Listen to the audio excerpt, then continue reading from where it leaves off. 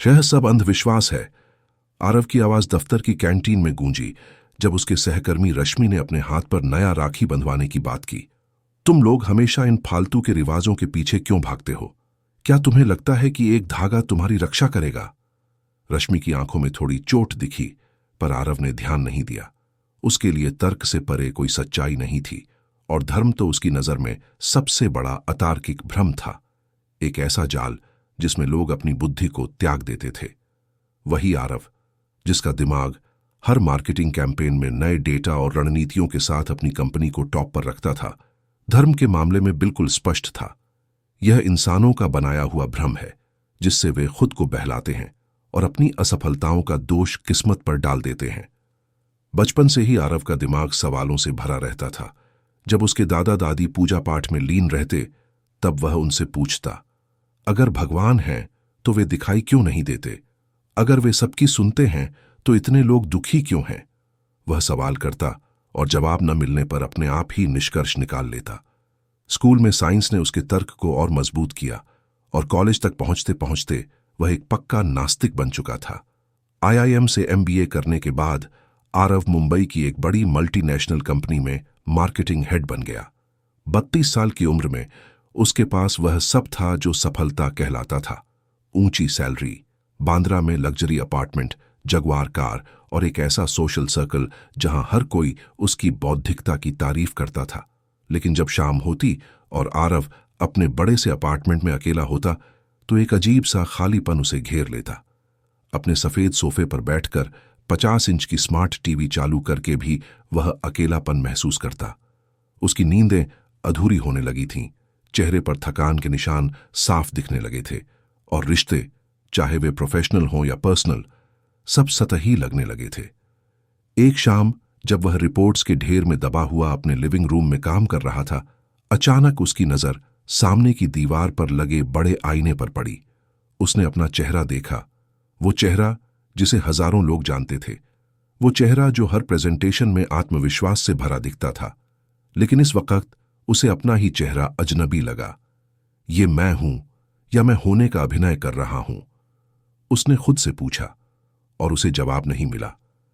अगले ही दिन आरव ने फैसला किया कि उसे एक ब्रेक की जरूरत है। कंपनी के सीईओ से 2 हफ्ते की छुट्टी लेकर उसने हिमाचल प्रदेश के एक छोटे से गांव में जाने का प्लान बनाया। पहाड़, शांति और कुछ नेटफ्लिक्स, बस इतना ही चाहिए मुझे, उसने सोचा। केवल एक स्पेशल जगह की तलाश में नहीं, बल्कि शायद भागने के लिए भी। कसौली के पास के इस छोटे से गांव में उसने एक खूबसूरत होमस्टे बुक किया, जहां से हिमालय की चोटियां साफ दिख सकती थीं। पहली सुबह आरव देवदार के पेड़ों के बीच एक पगडंडी पर टहल रहा था। वह रास्ता कुछ ऊपर की ओर जाता था, और 20 मिनट की चढ़ाई के बाद उसने देखा कि पगडंडी एक छोटे से आश्रम तक पहुंचती है। वह रुका और आश्रम की सफेद दीवार पर लिखे वाक्य को पढ़ा, धर्म वो नहीं जो बाहर है, वो है जो तुम्हें भीतर शांत करे। आरव इस वाक्य को पढ़कर रुक गया। आमतौर पर वह ऐसे धार्मिक ज्ञान को नजरअंदाज कर देता, लेकिन आज कुछ अलग था। शायद यह हिमालय की शांति थी, या शायद उसके भीतर का खालीपन जो उसे इन शब्दों के पास खींच रहा था। आश्रम के अंदर झांकते हुए उसने एक सादे से कमरे में एक बूढ़े व्यक्ति को बैठे देखा। उनके कपड़े आम थे, सफेद कुर्ता और धोती, कोई भड़कीले रंग नहीं, कोई माला नहीं, कोई तिलक नहीं, लेकिन उनकी आंखें वे गहरी और शांत थीं, जैसे सदियों का अनुभव उनमें समाया हो। बाबा जी ने आरव को देखा और मुस्कुराए, मानो वे उसका इंतजार कर रहे हों। आओ बेटा, बैठो, उन्होंने कहा, और आरव खुद को अंदर जाते हुए पाया, हालांकि उसका तार्किक दिमाग उसे वहां से भागने को कह रहा था। मैं शायद गलत जगह आ गया हूं, आरव ने हिचकिचाते हुए कहा। मैं तो बस टहल रहा था। कोई गलत जगह नहीं होती बेटा, बाबा जी ने शांति से कहा। हर जगह सही है, अगर तुम वहां पूरी तरह से मौजूद हो। आरव ने संदेह से भरी नजर से उन्हें देखा। ये वही परंपरागत बातें तो थीं जो हर गुरु कहता है, रहस्यमय, अस्पष्ट, बिना किसी ठोस अर्थ के। फिर भी वह बैठ गया। बाबा जी ने आरव की आंखों में देखा, जैसे उसके भीतर तक देख रहे हों। तुम्हारे भीतर बहुत सारे सवाल हैं, उन्होंने कहा।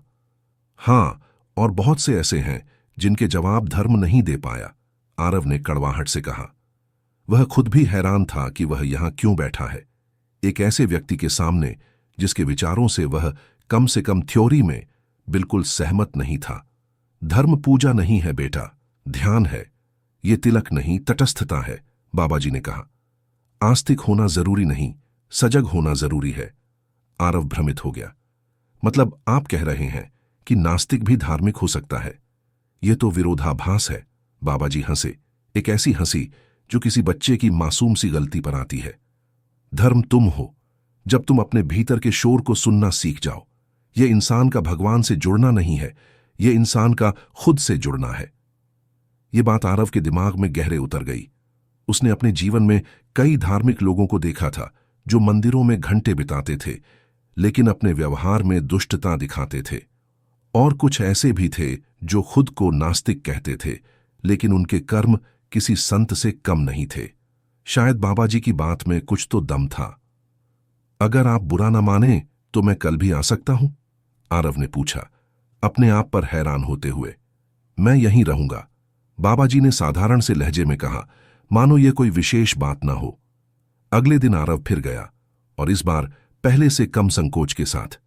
बाबाजी ने उसे एक चाय दी और फिर कुछ देर शांति रही। तब बाबाजी ने एक कहानी सुनानी शुरू की, महाभारत की, लेकिन युद्ध के दृष्टिकोण से नहीं। उन्होंने अर्जुन के मन की उलझनों के बारे में बात की, उस क्षण की जब वह अपने ही परिवार के खिलाफ युद्ध करने को तैयार था, और फिर अचानक उसके हाथ कांप गए। अर्जुन अपने धर्म को नहीं जानता था, अपने कर्तव्य को नहीं, बल्कि अपने स्वयं को नहीं जानता था। बाबाजी ने कहा, उसका संघर्ष बाहरी नहीं, भीतरी था। आरव चुपचाप सुनता रहा, और उसे अर्जुन में अपनी झलक दिखी। क्या वह भी अपनी पहचान के युद्ध में नहीं था? बाहर से एक सफल मार्केटिंग एग्जीक्यूटिव, लेकिन भीतर से एक असंतुष्ट और खाली आत्मा। अगले दिन बाबाजी ने राम की कहानी सुनाई, लेकिन सीता की अग्निपरीक्षा के बजाय उन्होंने राम के निर्णय की पीड़ा के बारे में बात की। कैसे एक राजा और एक पति के बीच उन्हें चुनना पड़ा, और कैसे उस निर्णय ने उन्हें भीतर से तोड़ दिया। राम का धर्म उनके ताज में नहीं था, न ही उनके तीर में, वह था उनकी आंतरिक पीड़ा को सहने की क्षमता में, बाबाजी ने कहा। धीरे धीरे हर कहानी में आरव खुद को देखने लगा। उसकी असफलताएं, उसके द्वंद्व और उसकी आत्मा की उलझनें उन किरदारों में मिलने लगीं। अब वह कहानी नहीं सुन रहा था, वह खुद को समझने लगा था। चौथे दिन बाबाजी ने आरव को ध्यान सिखाया। कोई मंत्र नहीं, कोई मूर्ति नहीं, बस बैठो और जो भीतर है उसे देखने की ईमानदारी रखो। शुरू में आरव बेचैन था, उसका दिमाग हर तरफ भागता रहा। मीटिंग्स, प्रेजेंटेशंस, डेडलाइंस, और यहां तक कि उसके पिछले रिलेशनशिप की यादें भी उसे परेशान करती रहीं। यह सब बकवास है, उसने सोचा। मेरा बिजी दिमाग इस तरह शांत नहीं हो सकता। लेकिन बाबाजी जैसे उसके मन की बात जान गए। विचारों को रोकने की कोशिश मत करो, उन्होंने कहा। उन्हें बस देखो, जैसे आसमान में बादलों को देखते हो, बिना जुड़े, बिना निर्णय लिए। आरव ने दोबारा कोशिश की, और इस बार उसने अपने विचारों को बस आने जाने दिया। धीरे धीरे शोर कम हुआ और एक अजीब सी शांति उसके भीतर फैलने लगी। वह पहली बार अपने ही विचारों की आवाज सुन रहा था, अपने डर, अपनी आकांक्षाएं और अपनी इच्छाएं। अब उसे धीरे धीरे एहसास हो रहा था कि धर्म बाहरी नियंत्रण नहीं, भीतर की स्वतंत्रता है, खुद को स्वीकार करने की आजादी। क्या आप जानते हैं, मैंने कभी भी खुद से पूछा ही नहीं कि मैं क्या चाहता हूं, आरव ने ध्यान के बाद कहा। हमेशा वही किया जो सफल होने के लिए जरूरी था, top school, top college, top company. लेकिन क्या मैं वाकई खुश हूं? मैंने कभी सोचा ही नहीं। बाबाजी मुस्कुराए। यही तो धर्म का असली अर्थ है, जीवन को सही दिशा में ले जाना, और वह दिशा हर व्यक्ति के लिए अलग हो सकती है। 5वें दिन जब आरव जाने के लिए तैयार था, उसने बाबाजी से अंतिम सवाल पूछा, तो क्या अब मैं धार्मिक कहलाऊंगा? बाबाजी गहरे से हंसे, एक ऐसी हंसी जिसमें कई जिंदगियों का अनुभव था। धर्म कोई पदवी नहीं बेटा, ये तो एक तरीका है, खुद को हर दिन थोड़ा और सच्चा देखने का। जब तुम सच्चाई से खुद को देख पाओगे, तुम खुद ही धर्म हो जाओगे। फिर उन्होंने एक और बात जोड़ी जो आरव के साथ हमेशा रही, धर्म मत अपनाओ, उसे जियो। वापस मुंबई लौटकर बाहर से देखने पर आरव की जिंदगी में कोई बड़ा बदलाव नहीं आया। वह अभी भी उसी कंपनी में काम करता था, उसी अपार्टमेंट में रहता था और उसी ट्रैफिक में फंसता था, लेकिन अब उसके पास कुछ ऐसा था जो पहले नहीं था, भीतर का संवाद। हर सुबह वह 15 मिनट के लिए बैठता और बस अपने श्वास को महसूस करता। हर शाम वह अपने दिन के फैसलों पर विचार करता। क्या वे उसके असली मूल्यों से मेल खाते थे?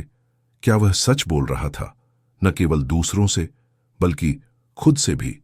अब धर्म उसके लिए किसी मूर्ति या कर्मकांड में नहीं, बल्कि उसके हर छोटे निर्णय में था। वह अब भी मंदिर या चर्च नहीं जाता था, लेकिन जब भी वह एक सच्चा फैसला लेता, जब भी वह किसी की मदद करता, जब भी वह अपने डर का सामना करता, उसे लगता जैसे वह किसी पवित्र स्थान पर खड़ा हो। आरव फिर भी खुद को पूरी तरह से धार्मिक नहीं कहता था, और शायद वह कभी भी नहीं कहेगा। लेकिन अब उसके और धर्म के बीच एक नई समझ बन गई थी, एक ऐसी समझ जो किताबों या कर्मकांडों में नहीं, बल्कि उसके रोजमर्रा के क्षणों में थी।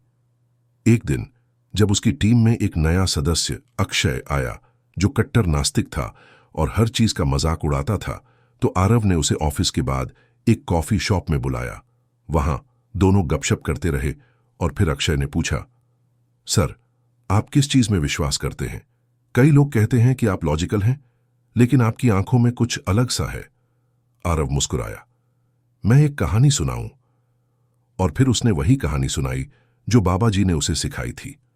वह कहानी जिसमें धर्म कोई बाहरी चीज नहीं, बल्कि एक भीतरी यात्रा है। अक्षय के चेहरे पर भ्रम था, लेकिन उसकी आंखों में कुछ हिलने लगा था। आरव जानता था कि यह पहला कदम था, वही कदम जो उसने भी लिया था जब उसने समझा था कि सच्चा धर्म न आस्था है और न नास्तिकता, बल्कि एक ऐसी यात्रा है जिसमें हम खुद को, अपने मूल्यों को और अपने अस्तित्व के अर्थ को खोजते हैं। और जब भी कोई उससे पूछता कि उसकी इस नई समझ का श्रेय किसे जाता है, आरव हमेशा एक ही बात कहता, एक छोटे से आश्रम की दीवार पर लिखे वाक्य को, धर्म वो नहीं जो बाहर है, वो है जो तुम्हें भीतर शांत करे। दोस्तों, आज हमने आरव की इस प्रेरणादायक यात्रा को देखा, एक ऐसे व्यक्ति की कहानी जो हमेशा धर्म से दूर रहा, लेकिन अंततः उसने धर्म का असली अर्थ खोज लिया।